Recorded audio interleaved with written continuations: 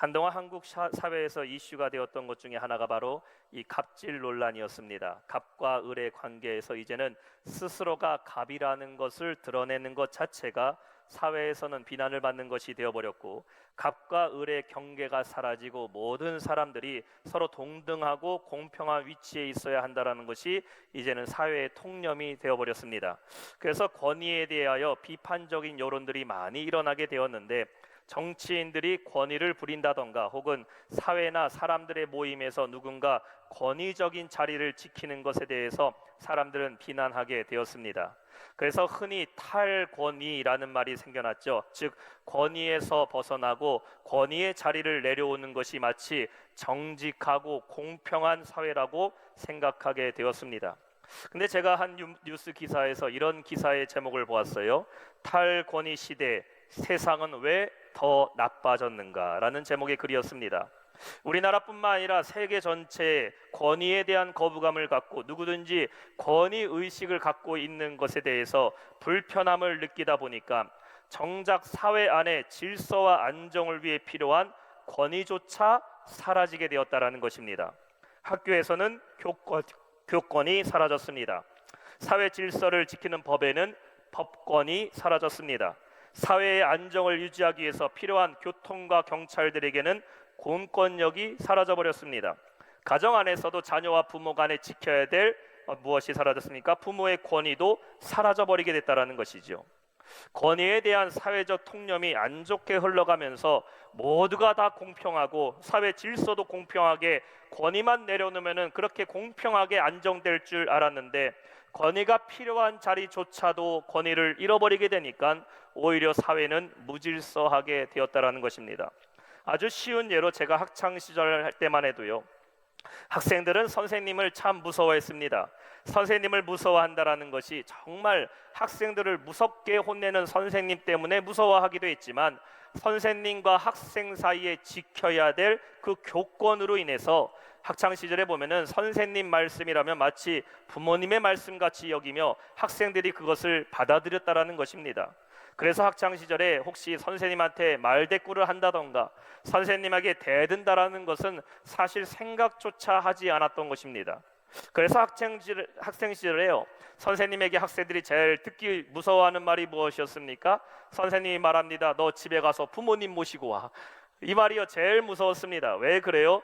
부모님 모시고 오면요, 선생님한테 혼나는 것에서 끝나는 것이 아니라 부모님한테 더 많이 혼나기 때문입니다. 부모님이 학교 왔다가 돌아가면서 아이들 등짝 때리면서 왜 선생님 말씀 안 듣냐고 때로는 회초리를 맞기도 했어요.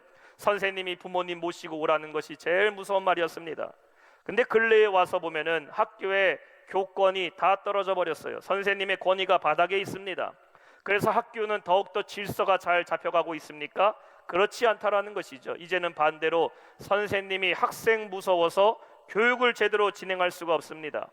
학교라는 것이 아이들에게 지식만 가르치는 곳이 아니라 아이들에게는 사람이 살아가는 도리도 가르쳐야 되고 예절도 가르쳐야 되고 질서도 배우는 것이 학교가 돼야 되는데, 이제는 지식만을 가르치는 장소가 되어버렸다는 것이에요.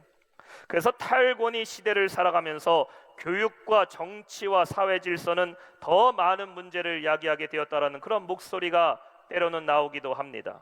무너진 권위 때문에 자발적인 복종을 유도하지 않으면 신뢰의 관계가 깨어져 버리는 것, 그리고 그 공백을 메꾸기 위해서 결국 규칙과 통제와 강압적인 조치들을 더 만들어야 되는 사회가 됐다라는 것이죠. 쉽게 얘기해서 옛날에는 권위에 굴복하고 권위에 순종하기 위해서 자발적으로 질서를 지키며 행동했던 그 모든 것들이 이제 권위 자체가 사라져버리게 되니까 또 다른 규칙을 정해야 되고 통제의 룰을 만들어야 되고 이렇게 하지 않으면 안 된다라는 강압적인 조치들을 사회 가운데 더 많이 만들어야 된다라는 것입니다.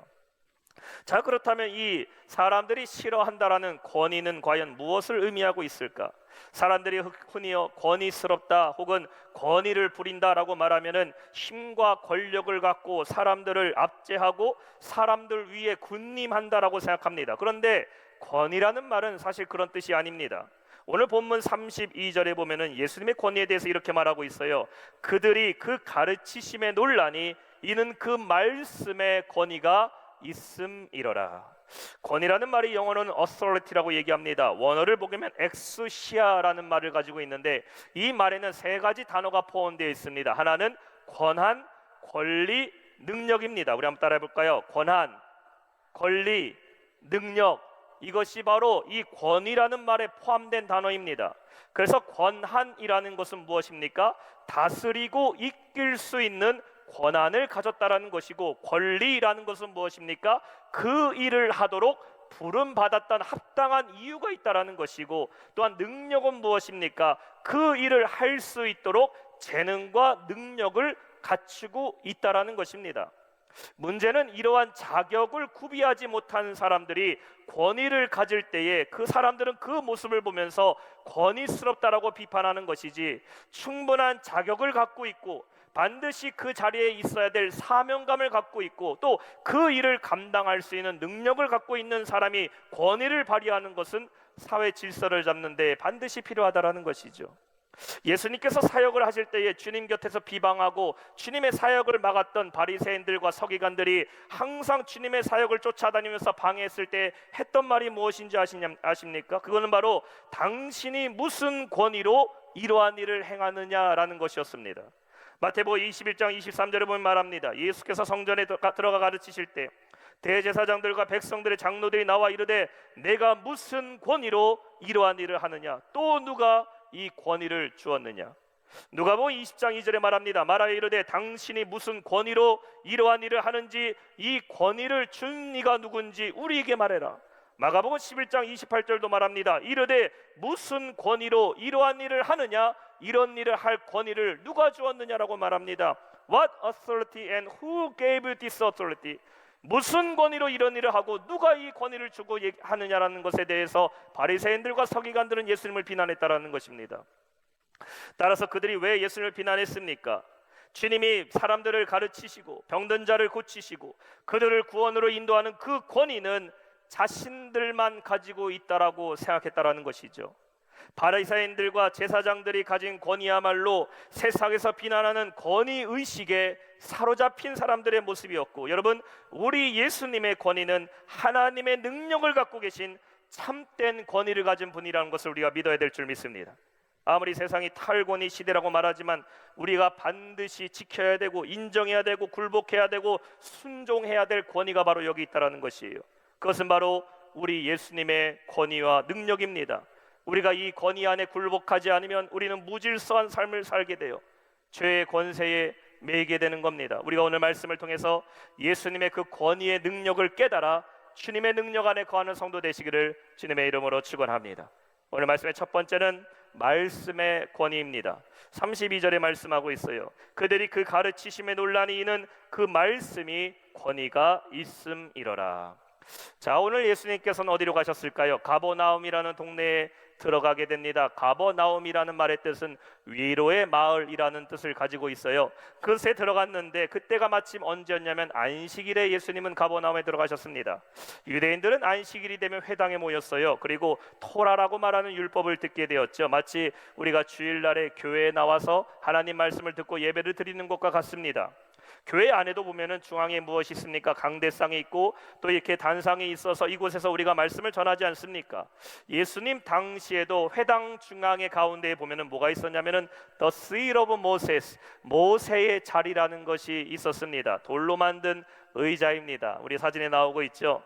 자, 여기 돌로 만든 이 모세의 자리에 앉아서 말씀을 가르치고 율법을 가르쳤는데, 모세의 자리라는 것은 두 가지 의미를 가지고 있어요. 하나는 하나님의 말씀인 율법을 가르치는 자리라는 의미를 가지고 있고, 또 하나는 바로 이 존경받는 지도자의 자리다라는 의미를 가지고 있습니다. 하나님의 율법을 가르치고 존경받는 지도자가 앉는 자리가 모세의 의자입니다.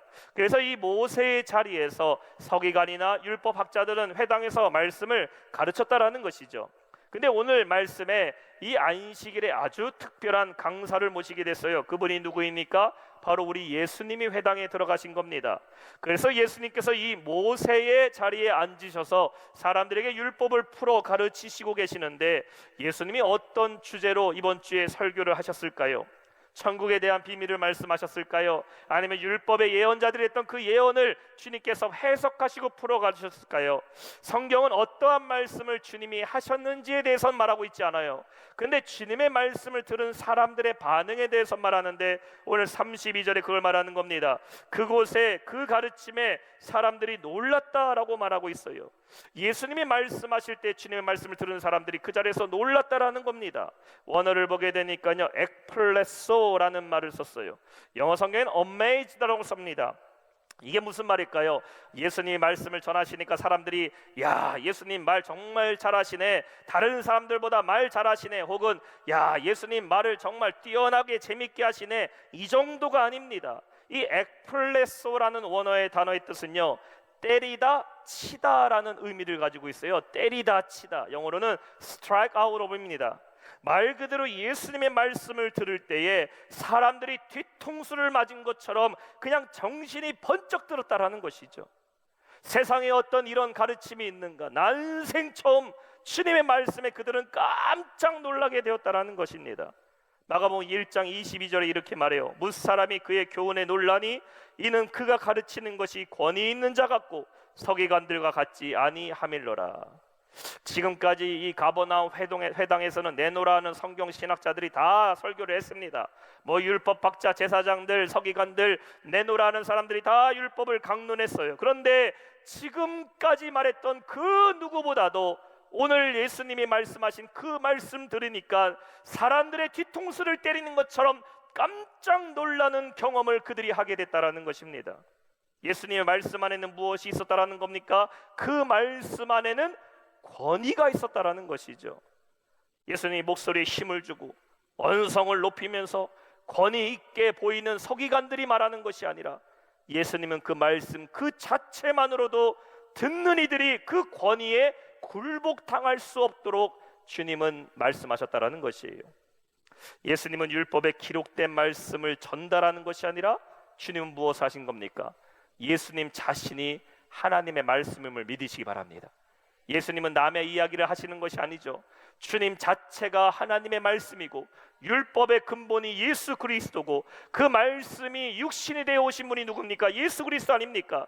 주님의 말씀은 그 자체만으로도 존재하고 있는 권위의 말씀이었다라는 것이, 성령님이 하시는 사역이 뭔지 아세요? 요한복음 16장 13절에 말합니다. 그러나 진리의 성령이 오시면 그가 너희를 모든 진리 가운데로 인도하리니 그가 스스로 말하지 않고 오직 들은 것을 말하며 장래의 일을 너희에게 알리시리라. 성령께서 이 시간 우리와 함께 하고 계셔서 주의 말씀을 들 때에 성령께서 여러분 안에 그 말씀을 역사하게 하심을 믿으시기 바랍니다.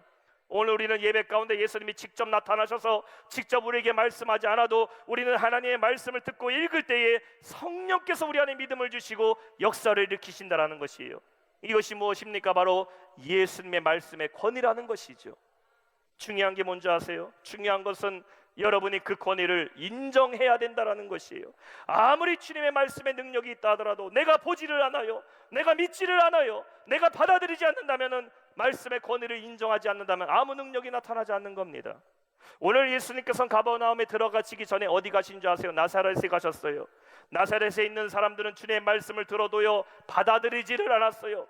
예수님이 말씀하셔도 그 말씀의 권위를 인정하지 않았습니다. 우리 동네에 살던 예수가 말씀 전한데 나사렛에서 무슨 선한 것이 나겠어? 예수는 내가 어렸을 때부터 봤는데 그가 말씀 전해봤자 거기에 무슨 능력이 있겠어? 나사렛 사람들은 예수의 말씀을 듣지도 않았어요. 아무리 예수의 말씀하셔도 그 예수의 말씀의 권위를 인정하지 않았어요. 그러니 주님은 그곳에서 어떻게 하십니까? 아무 기적도 행하지 않았다라고 말씀하고 있어요. 왜냐하면 예수의 말씀의 권위를 인정하지 않았기 때문입니다. 사랑하는 성도 여러분, 하나님의 말씀의 권위를 인정하시길 바랍니다. 주님의 말씀에 능력이 있어요. 이걸 내가 믿어야 돼요. 예배 때 강단에서 선포되는 이 말씀이 하나님의 음성이 아니라 사람의 음성이 아니라 하나님이 나에게 주시는 그 말씀을 믿고 우리가 아멘으로 화답할 때에 그 말씀의 능력이 저와 여러분 가운데 임하게 될 줄 믿습니다. 우리는 예수의 말씀의 권위를 인정하는 성도가 되어야 하는 것이. 두 번째는 무엇일까요? 영적인 권위입니다. 영적인 권위. 36절이에요. 다 놀라 서로 말하여 이르되 이 어떤 말씀인고 권위와 능력으로 더러운 귀신을 명하여 나가는도다 하더라. 자, 예수님께서 회당에서 말씀을 전할 때에 사람들만 놀란 게 아니에요.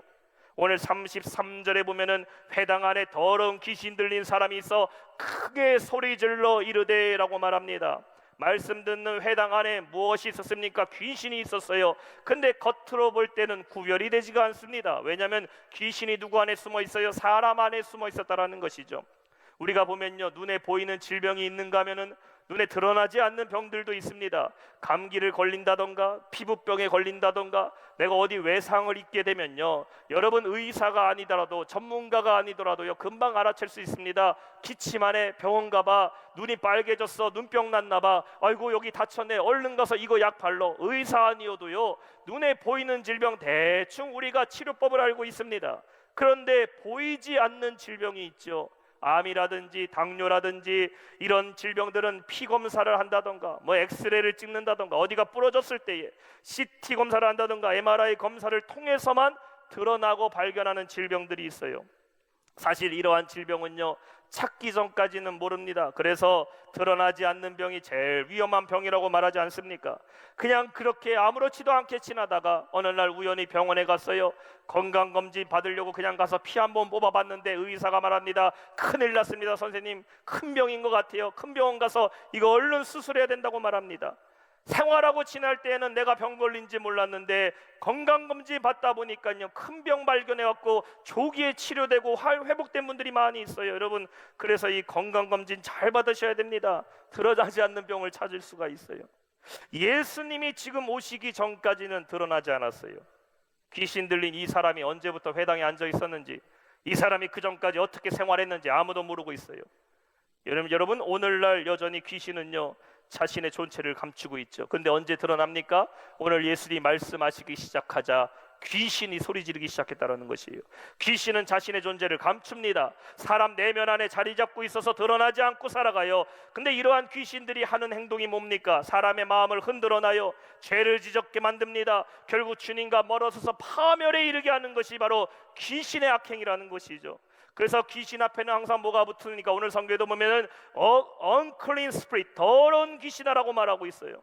세상 가운데 멀쩡히 살아가는 듯하지만 귀신에 매어 살아가는 사람들이 얼마나 많이 있는지 몰라요. 근래에 나왔던 영화 중에 이 베놈이라는 영화가 있어요. 영화 제목도 별로 좋지 않아요. 아무튼 놈자가 들어가면 별로 안 좋습니다. 제가 저 영화 본 다음에 기분이 얼마나 안 좋았는지 몰라요. 사람 몸속에 다른 인격이 들어가서, 귀신이 들어가서 그 사람을 막 조종하는 영화예요. 영화 헐리우드에서 만든 영화인데 요즘 아이들 영화 볼 때요 우리가 부모들이 잘 알아야 됩니다. 이 좋은 영화인지 나쁜 영화인지를 봐야 돼요. 이 영화에서는요 외계에서, 우주에서 온 생명체라고 표현하지만 그 형태가 마치 귀신 같아요. 사람 몸속에 들어가서 그 사람의 생각과 말과 행동을 다 조종해버립니다. 여기서 끝나지 않아요. 그 사람 안에 있는 것들을 다 갉아먹으면서 결국 죽게 만드는 영화입니다. 이런 영화는 안 보는 게 좋아요. 한 번 보고 저도 안 봤어요. 귀신에 붙잡혀 살아가는 사람들은요 스스로가 귀신에 매여 있다는 것을 알지 못합니다. 그래서 사람들 가는 거 다 그냥 따라다녀요. 마치 자기의 의지처럼 산다고 생각해요. 그런데 누가 그를 조종하고 있습니까?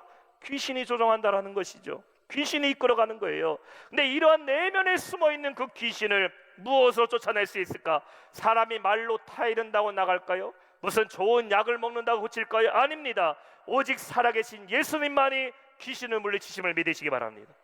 오늘 본문에 예수님 말씀하시니 귀신이 자신의 정체를 드러내기 시작했다는 거예요.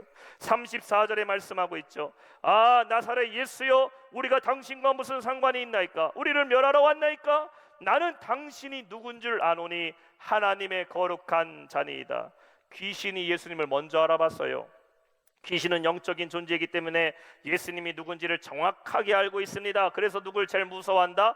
예수님을 제일 무서워하는 거예요. 주님은 지금까지 아무 말씀 안 하는데 귀신이 마치 도둑이 제발 저르듯이 말합니다. 우리를 멸하러 왔나이까? 귀신은 알고 있어요. 예수님이 오시면 우리는 쫓겨나게 될 거를 알고 있다는 것이에요. 그때 예수님께서 뭐라 말씀하십니까? 35절 말씀 우리 한번 한 목소리 읽어봅시다. 35절 시작. 예수께서 꾸짖어 이르시되 잠잠하고 그 사람에게서 나오라 하시니 귀신이 그 사람을 무리 중에 넘어뜨리고 나오되 그 사람은 상하지 아니한지라. 여러분, 예수님 말씀하시니 귀신이 나갔음을 믿으시기 바랍니다. 요즘 방송을 보면 참 혼탁한 방송들이 있어요. 무슨 이 무당들이 나와서 귀신을 내쫓는 이러한 행위들을 보여줄 때가 있습니다. 귀신 내쫓기 위해서 춤을 추고요, 때리기도 하고 뭐 작두에 올라가고 꽹과리를 치고 하여튼 굿하는 모습 보면요, 이 굿하는 거 보다가 귀신 들게 생겼어요. 얼마나 정신이 없는지 모릅니다. 귀신이 귀신을 내쫓기 위해서 나가는 겁니까? 더 큰 귀신 데리고 들어오는 거죠. 여러분, 귀신은 어떻게 물리칠까? 예수 이름으로 귀신은 물러감을 믿으시기 바랍니다. 한번 따라합시다. 주먹을 불끈 쥐세요. 예수 이름으로 명하노니 귀신은 물러가라. 아멘. 예수 이름의 능력이 있어요. 마가복음 16장 17절 보세요. 믿는 자들에게 이러한 표적이 따르리니 곧 그들이 내 이름으로 귀신을 쫓아내며 새 방언을 말한다. 예수 이름으로 귀신을 내쫓는다고 말했어요.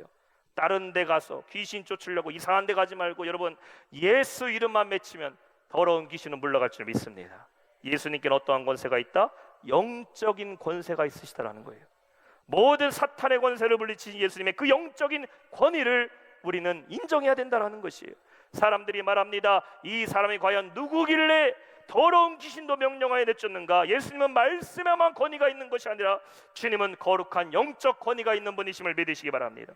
여러분, 오늘날 여러분의 삶에 자꾸 내 마음을 낙심케 하고 내 심령을 혼미케 하고 영적으로 혼탁케 하는 문제들이 있어요. 내 의지와 상관없이 자꾸 실수를 저질러요. 반복된 죄에 매이고 절망과 근심과 불평이 자꾸 올라갑니까? 여러분, 영적인 공격은 영적으로 물리쳐야 될 줄 믿습니다.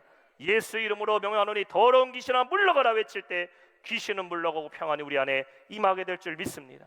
말씀 보세요. 귀신은 사람을 해하고 넘어뜨리게 하지만 오늘 35절 마지막엔 이렇게 말합니다. 그 사람은 상하지 아니한지라. 여러분, 주님은 절대로 상하지 않게 하시고 우리를 회복하시고 고치시는 분이신 줄 믿습니다. 마지막 세 번째, 예수님은 하나님의 권위를 갖고 계셔요. 41절 말씀입니다. 여러 사람에게 귀신들이 떠나가면 소리질러 이르되 당신은 하나님의 아들이니이다. 예수께서 꾸짖으사 그들이 말함을 허락지 아니하시니 이는 자기를 그리스도인 줄 알미로라. 가버나움에 예수님이 가셔서 온갖 병든 자들을 다 고쳐주셨어요. 근데 그 중에 누구도 있었느냐? 오늘 성경에 보니까 베드로의 장모가 중한 열병에 들었을 때에 주님은 그 병을 고쳐주셨습니다. 39절에 보면 말하고 있어요. 예수께서 가까이 가서 열병을 꾸짖으신데 병이 떠나가고 여자가 곧 일어나 그들에게 수종을 드니라. 자, 앞서서 예수님은 귀신 들린 자에게 말씀으로 귀신을 내쫓았어요. 자, 이번에는 이 여인 안에 들어가 있는 열병, 즉 그 질병을 향하여 주님이 꾸짖으셨다라는 것입니다. 우리가 이 말씀을 잘 이해하셔야 돼요. 어릴 때 제가 친구들하고 심하게 이게 밖에 나가 놀다가요, 다쳐서 집에 들어올 때가 있었습니다.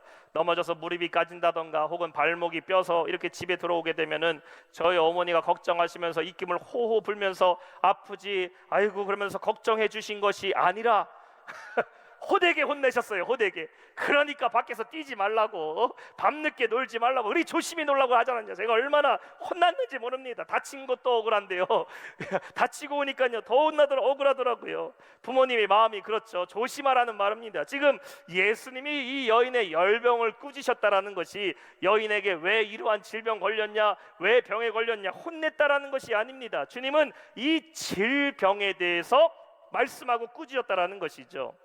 그래서 여러분, 병에 걸렸다라는 것과 귀신 들렸다라는 것을 어떻게 이해할 수 있을까?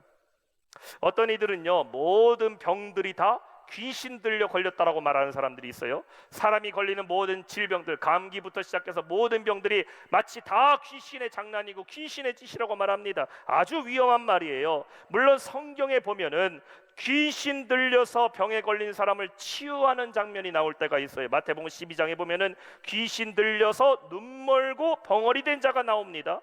마가복음 9장에 보면은 귀신 들려서 간질병으로 고통받는 자가 나와요. 마태복음 15장에 보면 가나안 여인의 딸은 귀신 들렸기 때문에 그 몸이 약해져서 고통받았습니다. 귀신이 사람에게 고통을 주기 위해서 질병을 주고 장애를 주고 병을 줄 때가 있습니다. 그런데 예수님께서 제자들을 파송하실 때 보면은 마태복음 10장 1절 말씀 보세요. 예수께서 그의 12제자를 부르사 더러운 귀신을 쫓아내며 컴마예요. 모든 병과 모든 약한 것을 고치는 권능을 주니라. 귀신을 내쫓는 능력과 병을 고치는 능력을 분리해서 말씀하고 있어요. 누가복음 10장 9절에 말합니다. 거기 있는 병자들을 고치고 또 말하기를 하나님 나라가 너에게 가까이 왔다 하라. 병든 자들을 고치는 신유의 축사 기도를 말하고 있어요. 야고보음 5장 15절을 볼까요? 믿음의 기도는 병든 자를 고치리니. 야고보음 5장 15절 말씀. 주께서 그를 일으키시리라. 혹시 죄를 범하였을지라도 사함을 받으리라. 이거는 교회 안에 있는 환자들을 말하고 있는 것이에요. 교회에 있는 환자들을 위해서 교회 장로들이, 성도들이 기도할 때에 그들의 병을 고쳐달라 하면은 하나님이 그 병을 고치신다고 말씀하십니다. 따라서 우리가 병에 걸렸다라는 것이 귀신 때문에 병이 올 수도 있어요. 그러나 나의 죄 때문에 병이 오기도 하고, 때로는 사람이 나이가 먹음으로 말미암아 노쇠함으로 병이 올 때도 있어요. 엘리 제사장은 그의 마지막 말년에 몸이 많이 아팠다고 말하고 있어요. 노쇠하니까 병이 와요. 또 이렇게 코로나의 대유행 가운데 질병에서는 믿음 있는 성도도요, 이러한 유행의 질병을 걸릴 때가 있다는 것입니다.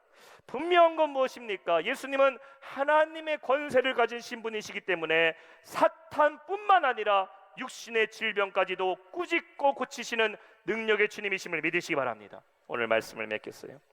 오늘 가버나움에서 예수님은 자신의 권위를 드러내셨어요.